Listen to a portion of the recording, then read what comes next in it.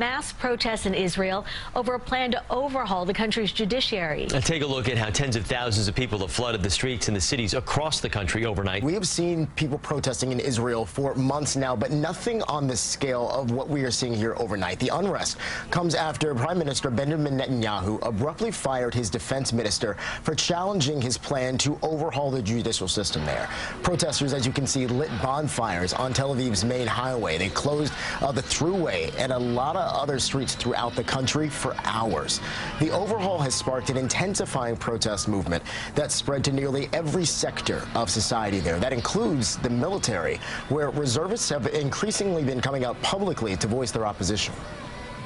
I'm okay with serving a government that I didn't vote in if it's a democratic one that serves me as well, even though I didn't vote for them.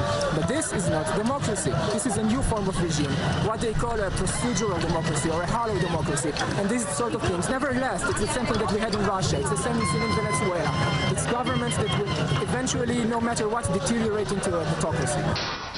Now, Netanyahu's plan has also drawn concern from the U.S. as well as other close allies. But Netanyahu, who is currently on trial for corruption, says this plan would restore a balance between the judicial and executive branches. Meanwhile, Israel's consul general here in New York City has resigned in protest. He says the decision to fire the defense minister was, quote, dangerous, and says he can no longer continue representing the government. We're waiting on an official statement from Netanyahu in response to this unrest at any moment.